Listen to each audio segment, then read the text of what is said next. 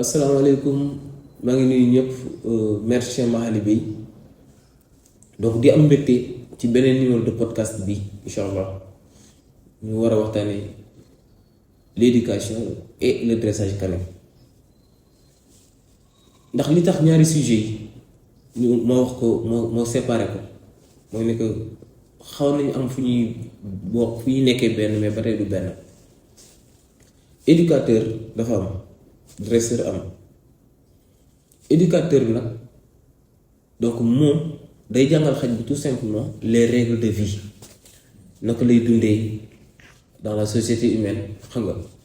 lan ak lan la war di supporter parce que nit yi noonu lañuy dundee est-ce que ay réaction nit yi dañu war a nekk lu étrange ci moom jusqu'à mu war a développer des comportements yoo xam ne c'est inattendu ou pas souhaité day dem ba day nangu xaj suñ ko éduqué day dem ba day nangu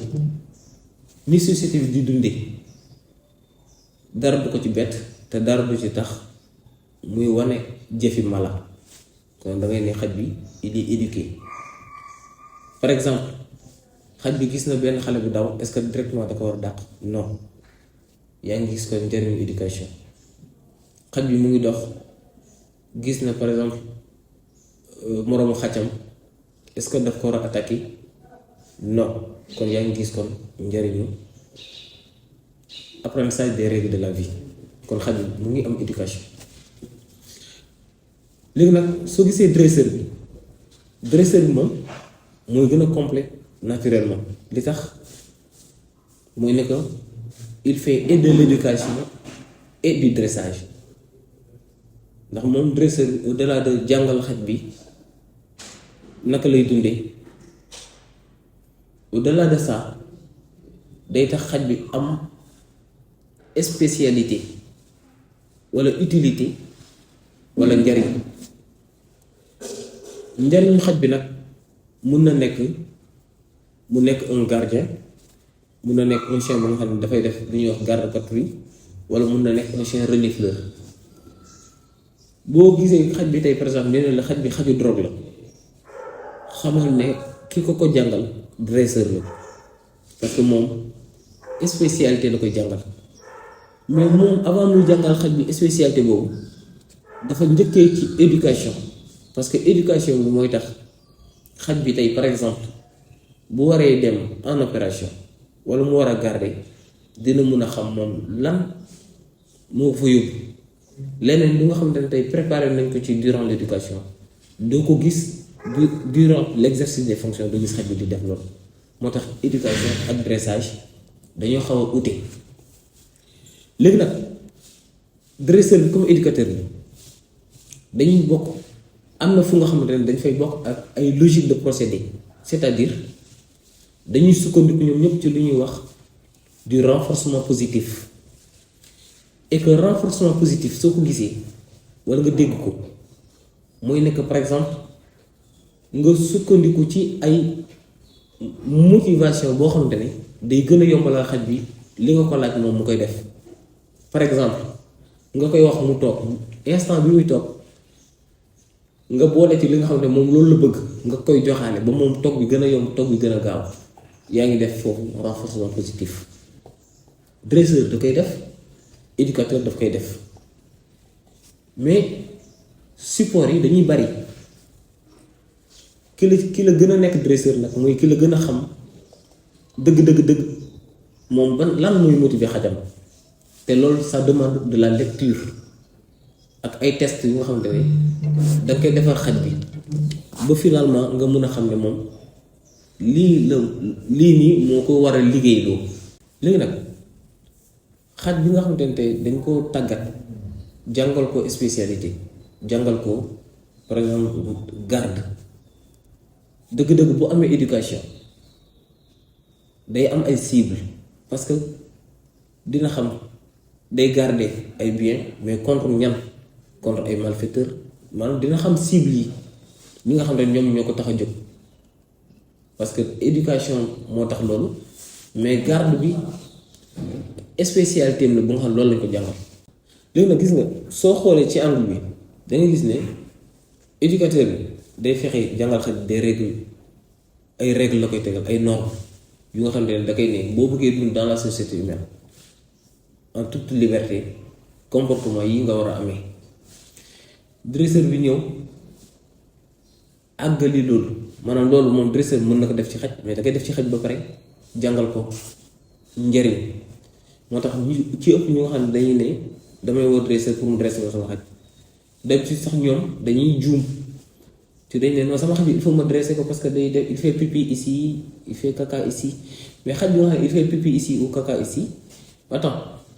yow li nga bëgg yow problème éducation nga am instant boobu noonu mais nag su fekkee da nga bëgg ëllëg sa xaj nekk un chien de défense wala yu demee noonu dresseur mën na régler ce problème mais ensuite mu jàngal xaj bi li nga xamante ne yow dëgg-dëgg loolu moo nekkoon say attente. léegi nag parfois dangay gis ne ñu ci ëpp dañuy am benn problème bi mooy dresseur bi d'accord mun na def liggéeyam mu def ko le chien il est normal il obéit aux ordres il est utile aussi parce que dina def tout ce qui est gardiennage dina ko def xaj mën na ko mu ngi koy def mais dafa war a am parfois benn formation bu ndaw bu nga xamante ni propriétaire xaj yi ñoom dañ cee bokk ni ñu ci bokkee mooy xaj le chien il est grégaire c'est-à-dire moom nit yi dañuy fàtte loolu il est grégaire mooy il est habitué à vivre en collectivité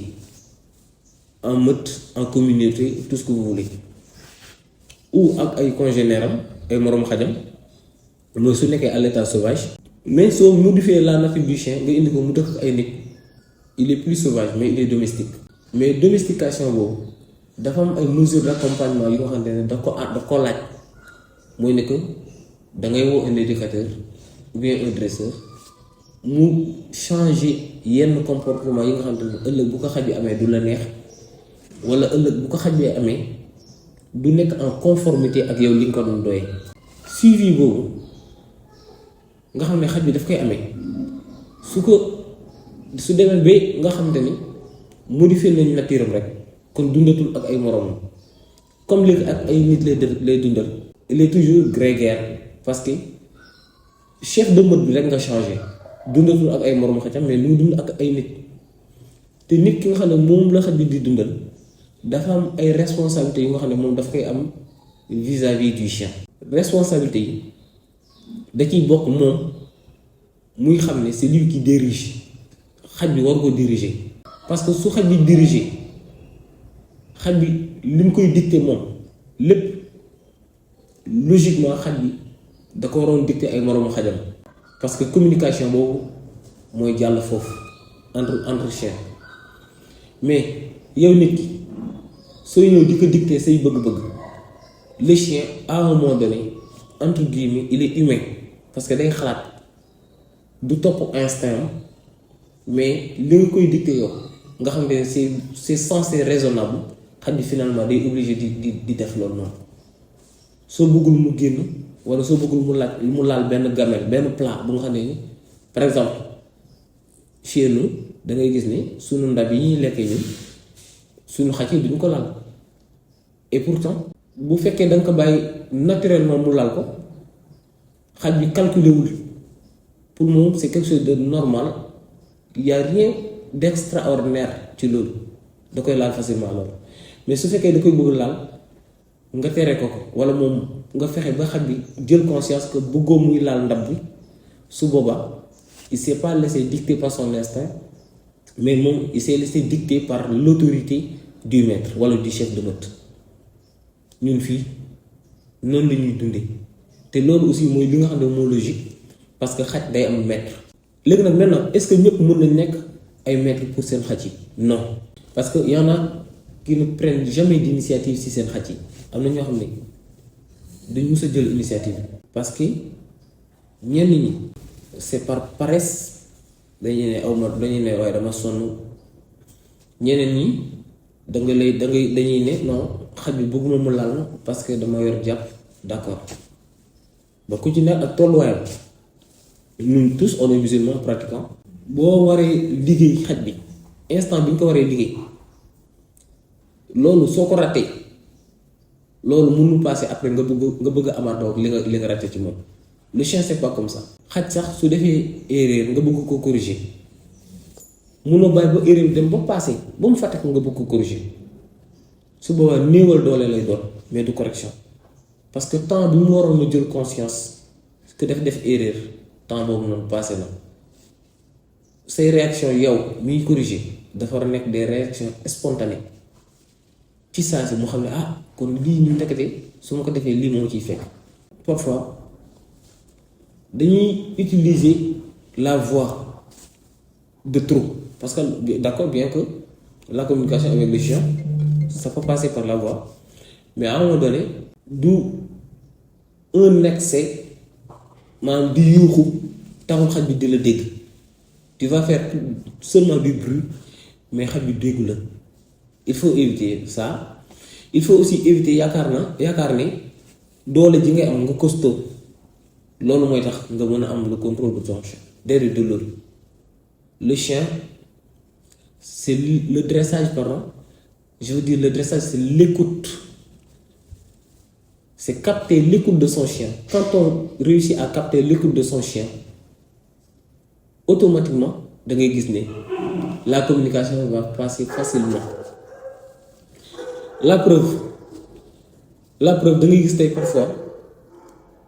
xale comme chez nous aussi d'habitude les chiens que nous dressons jigéen ñi ak xale yi ñooy gën a réussir à avoir l'écoute du chien que mag ñi parce que d'habitude xale il a pas trop de charge ci boppam il est pas stressé et puis day nekk quelqu'un qui a du temps te xaj da nga koy jox temps et il ne faut pas aussi être paresseux. D'habitude di nga gis ay mag mais dañ leen waaye mais saa man waroon naa def tey séance ak xaj bi de mais damaa sonn ki sonn mënul réussir lu bari. Di nga gis koo xam da ngay ne par exemple réaction bi su ko xaj bi defee il faut le corriger mu ne waaye non ma de gaañ kii de saa kii aw ma xool corriger ko ba pare yow bëgg nga moom mu jàng bëgg nga muy wane de bons comportements à ton vis-à-vis donc vis-à-vis de toi donc xam nga ne y a beaucoup de il faut s'investir il faut changer certains comportements pour mun a nekk la personne idéale ou bien le maître idéal ou parfait devant son chien. Le chien c'est comme ça. Je pense que fii la ñuy yemale podcast yi pour ne pas trop développer ci incha allah beneen podcast dinañ jëlaat temps wu waxtaan ak yéen ci beneen sujet et aussi si vous voulez mën ngeen ñuy proposer ay thèmes loolu la ñuy proposer incha allah rabbi dinañ pare nañ pour waxtaan encore ak yéen merci beaucoup.